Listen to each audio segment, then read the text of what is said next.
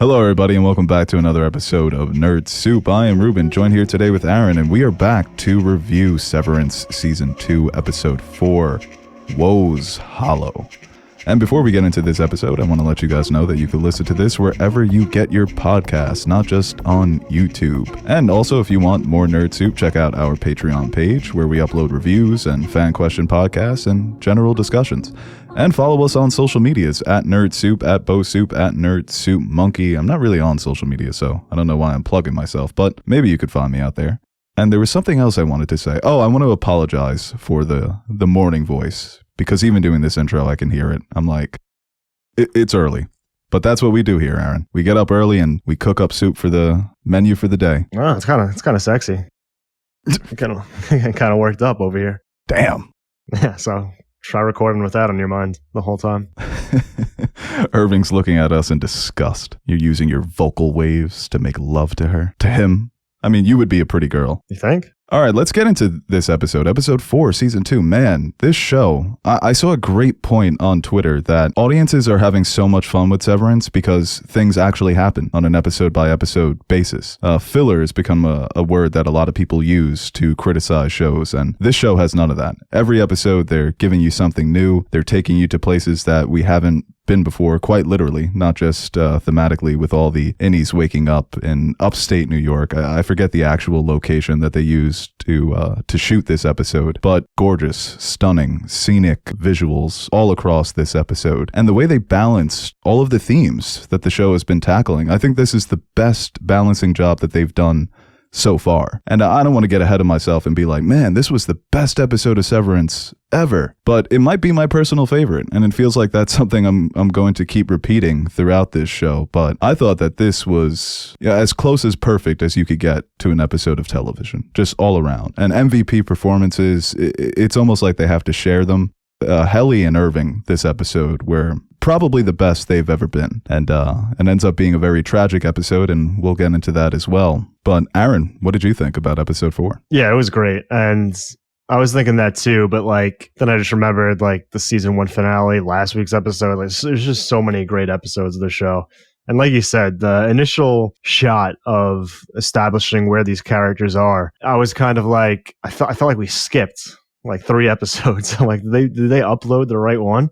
But it had right, yeah, me too.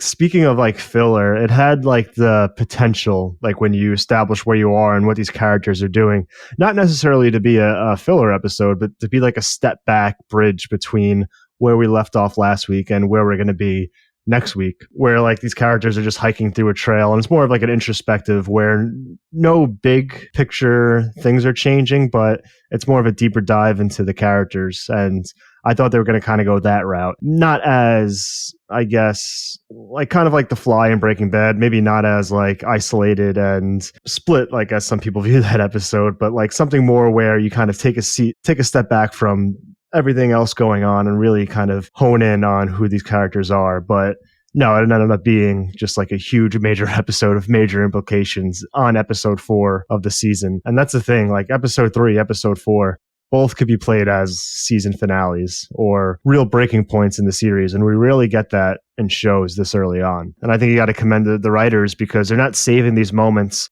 for these finale episodes. They're doing them early enough where, and it is risky because now you have, 4 or 5 episodes to go where you need to kind of make it as compelling or match that energy. It really doesn't seem like it's going to lose steam going to that point. Rather the opposite, keep building up. So it just makes me more excited to see what they got planned for these later episodes. Yeah, and I think sometimes television series, they'll use that as a cheat code, where because the finale is so explosive and mind-blowing that you forgive the season for not being mediocre, but for taking its time to get to that moment. And Severance, as you said, they've done it a few times now. They give you these moments in an episode 2 or an episode 4 mid-season, and it completely changes the way that you view the show. It's just it just puts you in a space of not being able to anticipate what's coming. And I think in this episode, some people obviously thought that Helly wasn't actually Helly, that she was Helena, and then that is revealed. But the way that it was revealed, I don't think anybody anticipated that Irving would go that far to where he's going to threaten to drown Helena until Helly is returned. And they're really making that divide between the two personalities that these characters now have. And in a way that was quite disturbing when you see the clones, very uncanny, and it opens your mind up to what is Lumen doing? How did Lumen bring that to life? And I also thought that it was kind of meta, a commentary on, bringing actors to life through technology and CGI and how disturbing and unsettling it could be for the audience. And in Severance, that's the point. So I thought in both ways, that was a pretty smart way to tackle that idea. We get the reveal about Helly, and then all the Irving stuff was just so heartbreaking in every aspect. The line about how he's never going to see Bert again, and then having that nightmare, coming to the realization that he really has nothing to live for inside of Lumen without Bert.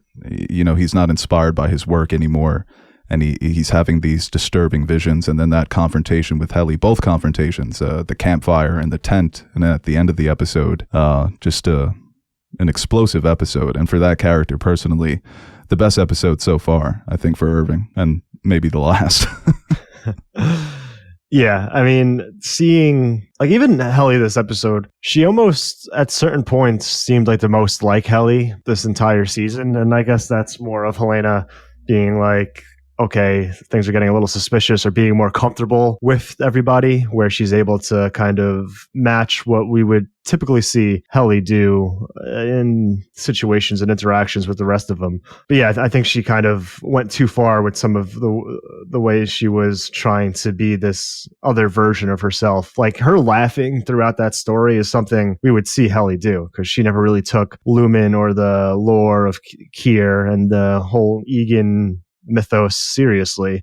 But then the big tell is when she says that to Irving, and obviously later in the episode, that's what he says to her, that Helly was never cruel. So it was almost her kind of coming into Helly a little bit more, but also not fully understanding who that version of her is. And that ultimately became her tell. Yeah, it's funny how in moments like her hearing that history and not being able to hold back her laugh, it's almost as if Helena is laughing at how these innies are being manipulated. I know the truth because I'm an Egan. This is so ridiculous. And Milchick is over here doing this campfire story, and Mrs. Huang is playing the invisible string instrument. I forget what it's called. And she just ends up cracking up. It's hysterical for her to see how far they go to gaslight these people, to manipulate them, to trick them. So it almost, it speaks to this idea that, yeah, there's a difference here because they've been severed and the motivations are different and the personalities change slightly. But at the end of the day, you're going to be that same person. Oh shit, my mic just totally dropped. At the end of the day, you're going to be sort of that same person. Yeah, I mean, the little things too, like saying that's the largest waterfall in the world. Oh, so funny, dude. Totally shitting on Niagara Falls. No, that was part of the tariffs. We don't recognize Niagara Falls anymore. Even inside of Lumen, huh? No, yeah, they're very, very lockstep at 47. But yeah, I was talking, Milchick, like, say what you will, kind of a monster, but dude's always got that shit on. Just fucking dressed to the nines on this little corporate retreat. Yeah, and somebody made the point that they, the way they dress them, they do an inverse of the light and the dark. So all the innies wake up and they had that shit on too. Milchick, it's gotten to a point where every time I see him, I just giggle to myself. Like when he popped up on the TV screen and he has that awkward moment when he doesn't know when to start talking and his smile is so awkward. And then like you said, when he first appears out in the wilderness, decked out in that white fit, so fresh. And when they went to the campfire, I was like, who the fuck is that person that's just there? And of course, they got this little ass kid out here in the freezing cold, Miss Wong, cooking the luxury meats and shit. The highest comment on Reddit was children yearn for the mines. And I thought one of the funniest deliveries of the show, probably the funniest Irving delivery, when Milchick finishes his message on the television and he's like, I wouldn't trust a word out of that mountebank's mouth, not even televisually. He's just so funny the way he speaks and the way he acts. He's just so prim and serious in these moments. What did you tell him, dumbass? Nothing! It's hysterical. And John Turturro, who's made a career of being a character actor, he's got some range, man. Because when I think of him, I always think of the goofy man he plays in the Transformers movies. But over the years, he's really proven himself. And of course, all the work he's done with the Coen brothers. But I feel like this is a character we haven't yet really see him play. And he's nailing it. You didn't watch him rip up Billy Martin in that ESPN Yankees series? I'll manage how I want to manage. Billy Martin a bit overrated. I think he's only got like 3 rings. Come on. But having these characters in this setting too, I mean, I think they talked about it in the post-game interview. Like so far, like on the inside, they've been limited in like what they're able to do visually. I mean, they've done the best. Like they've done such a terrific job, but with the corporate dead setting, it takes it's impressive what they've been able to do to kind of bring the Severed 4 to life the way they have. But now that you're outside in the wilderness, all this natural beauty,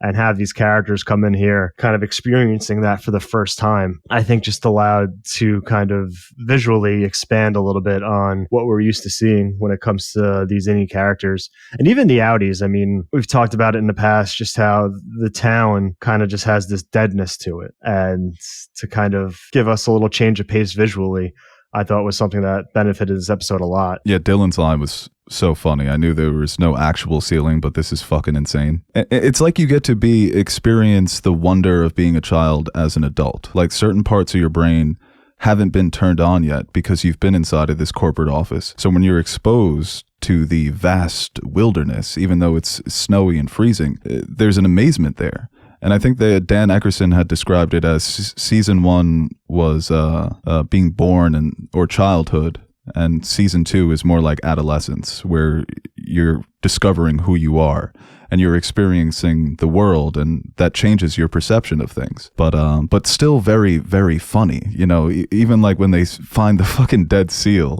What the fuck?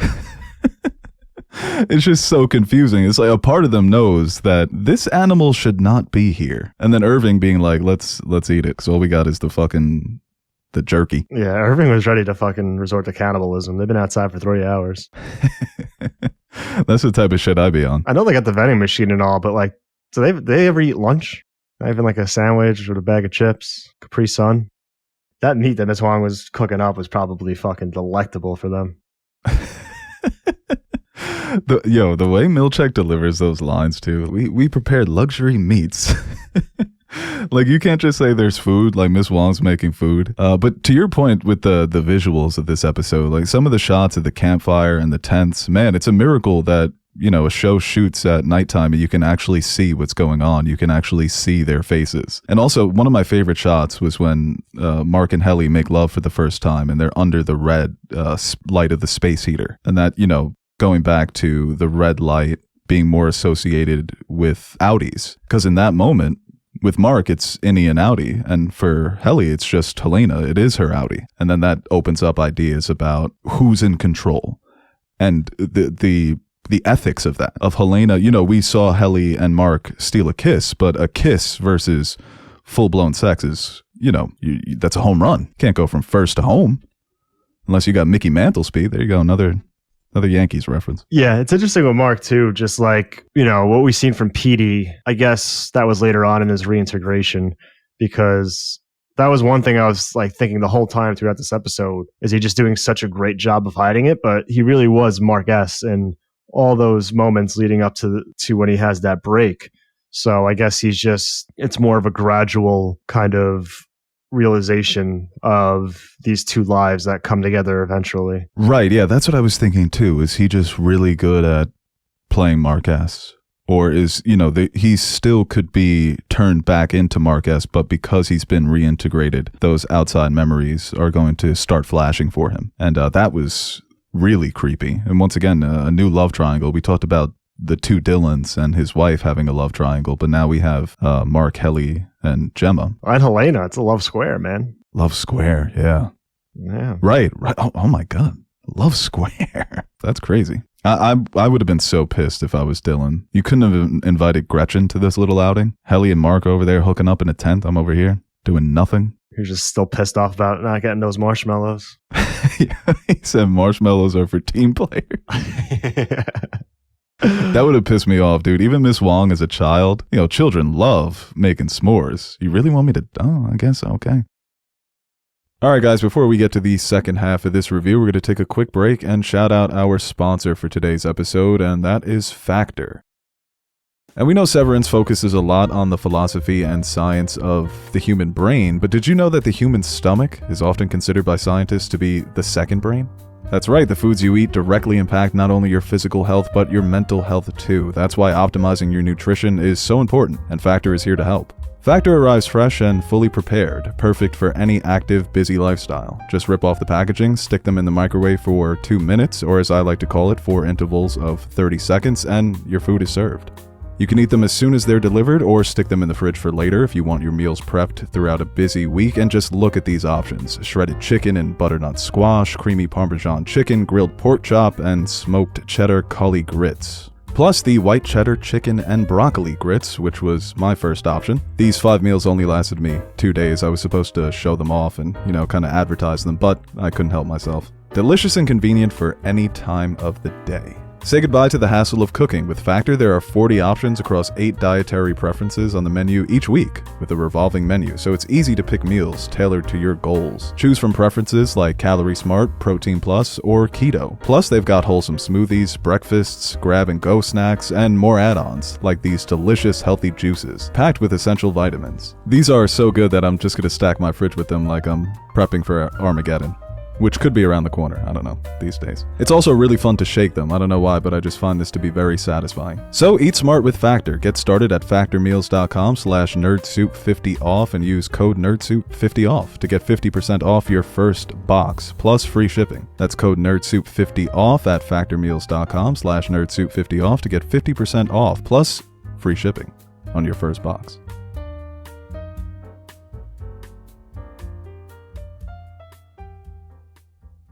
Rickon wrote a whole ass fucking Reuben prequel before George R.R. Martin finished Winds of Winter. You're talking about the New Testament? The Fourth Testament? Yeah, I mean, they're just, last episode, they're trying to get him to write something, and this week they got a fresh book. I don't know. Oh, yeah. Yeah, that's a great point.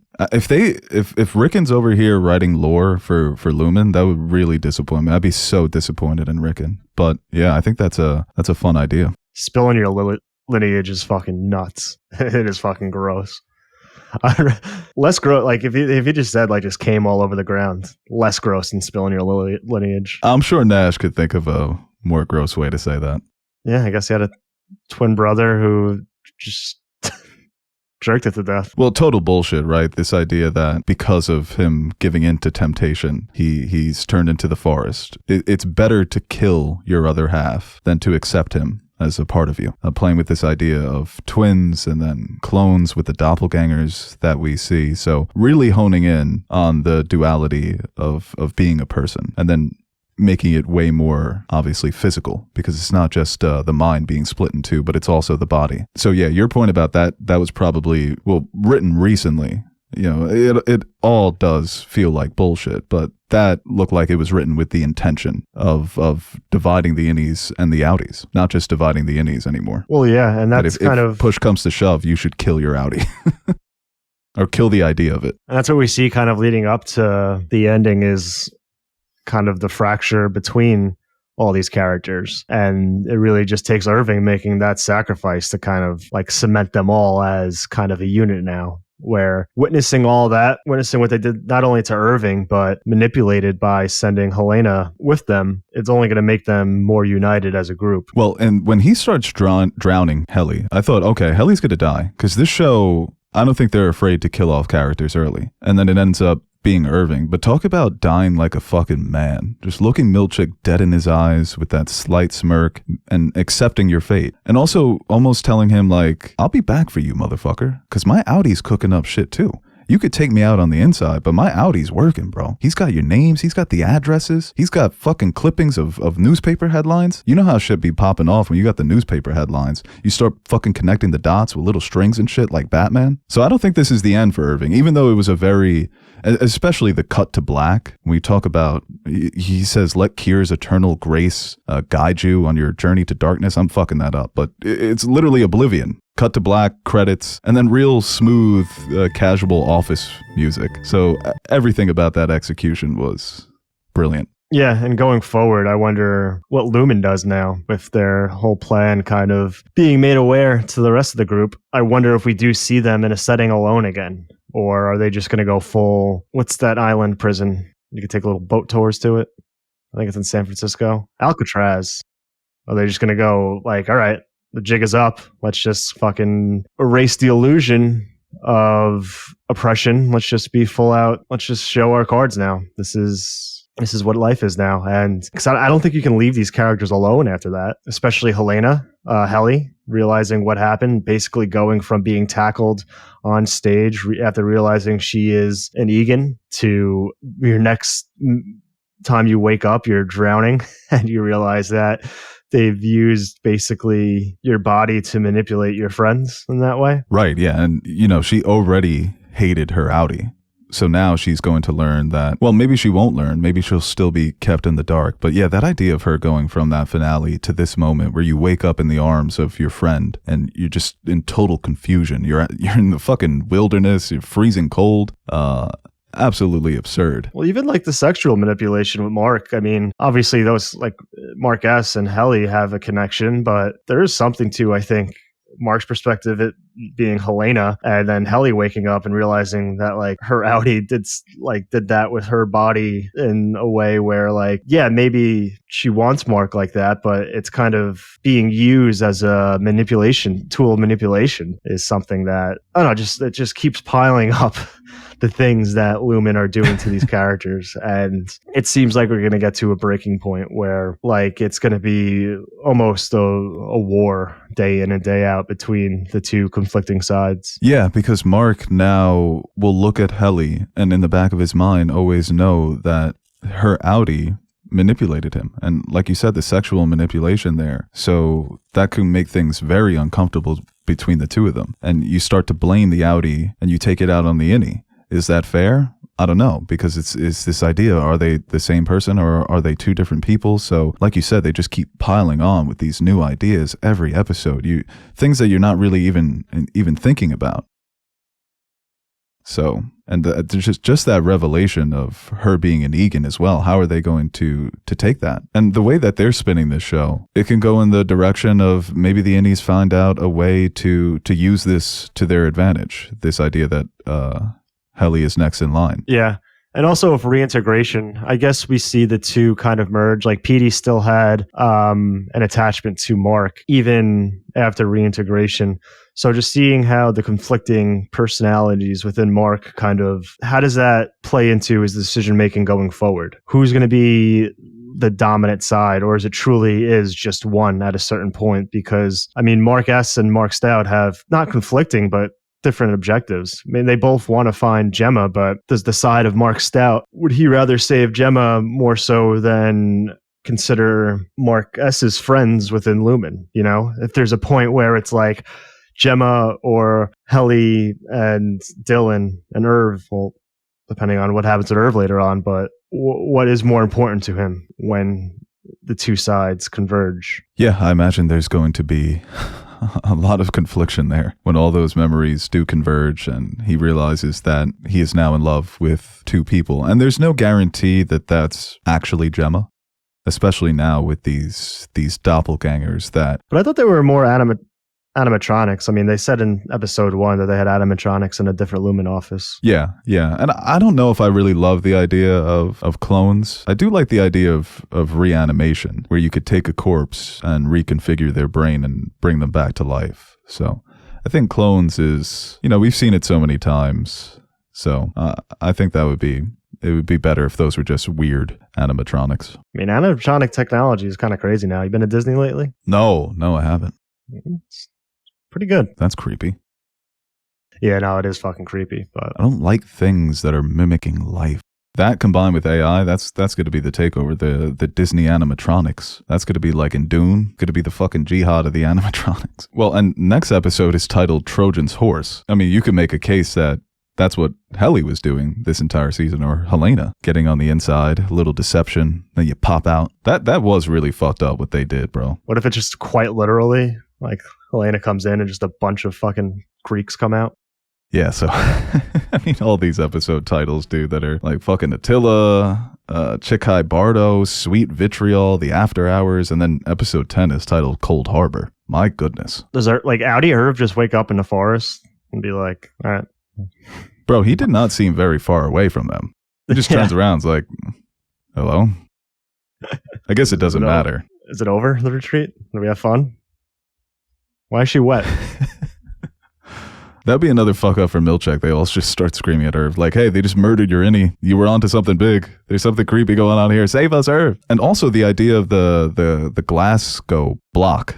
You know, we knew it wasn't just because of the overtime protocol, that it's just not relegated to inside of Lumen. But now that they could use this technology to unsever them anywhere in the world, and the way they described it was just, it seemed different from what was going on inside of Lumen. So even that detail there's so many details that they're giving us here to think about. It's overwhelming. They're just hitting us with executive order after executive order. You can't fucking follow it. Yeah, I wonder like who's in the know enough like to be working with Milchick. Even in the original overtime protocol from season 1, there just seem to be more players behind the scenes that we aren't even aware of. Bro, it's so funny when Milchick gets disappointed in them for not taking things seriously.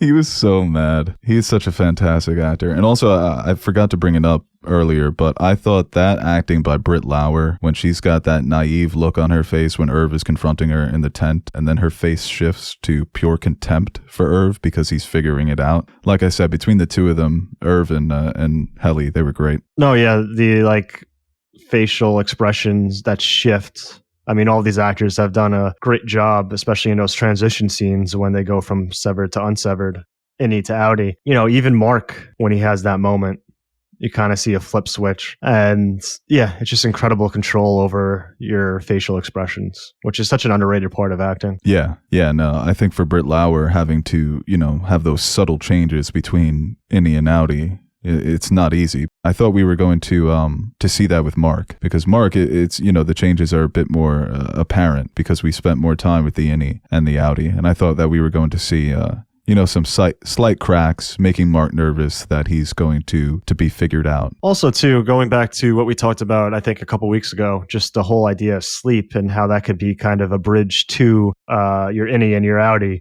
especially with Irving, and kind of why they don't let these characters sleep. So that was an interesting that they let them sleep.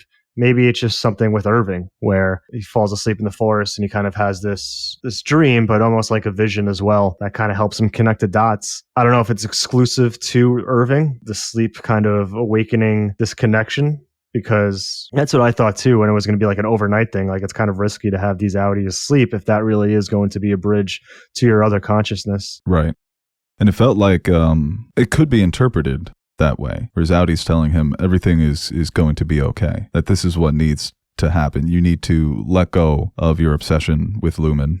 There's nothing here for you anymore. And it's not necessarily so much about Bert, but it's the bigger picture, that this is the right thing to do, not only for yourself, but for your friends. And as you said, he does make that sacrifice. He's willing to end his own life in order to expose Helena, bring back Helly. And I don't think it's the end for Irving. No way. Especially not on the outside.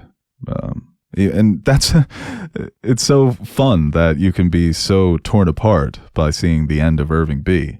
And then you remember, wait a minute, there's an Audi out there. But you still feel the effects of losing that character as if he really did die. Yeah, it's such a weird way to portray a death on screen, because there is this other version of him out there, and you can bring him back in a way that doesn't feel cheap because it just makes sense within the confines of the show. So I hope he gets turned back on. That's going to be such a great moment. Yeah, that boy's moving like Duplicate. It's got the Irving out there hiding, waiting in the shadows. They got to take care of his Audi, man. I mean, like I said, that man is working. He's figuring shit out. And I'm really interested to see the first conversation between Irving and Bert outside of Lumen. I think that's going to be a great scene. There's a great shot of Christopher Walken where he's looking down and then he looks right into the eyes of whoever he's talking with. You just know that's going to be an intense conversation. Yeah, I wonder if, because it never really seemed like, maybe there were little moments, but, you know, kind of like, not to go interstellar on you, but like how love transcends everything. It'll be interesting to see if they have that connection on the outside as well. Murph! I'm in the bookshelf, Murph. Wow, Murph, a lot of these books got a lot of dust. You don't be reading, huh? Stupid kid.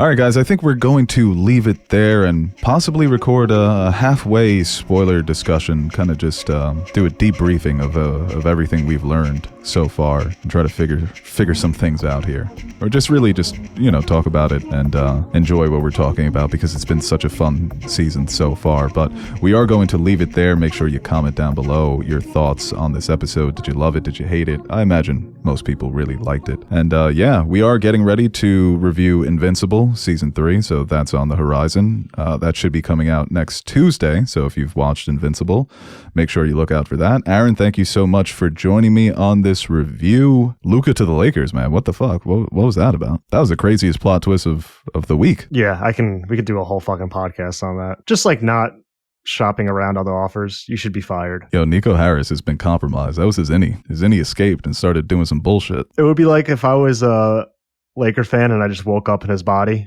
You know how they said, like, what would you do if you woke up in Taylor Swift's body? And it's like, Venmo myself like $50 million. I would just trade Luka to my favorite team. Yeah, that's definitely what happened, dude. Fucking Lakers, man. Kier's shining down on the Lakers. That's crazy. I hate to admit it, but when that happened, I'm like, yo, we might get another one. And I'm like, wait, I'm a Knicks fan. We. This man's acting like he's part of the James family. It's you, Bronny, Bryce. Yeah, people talk about all he's did for Bronny, but I'm still here. No NBA contract.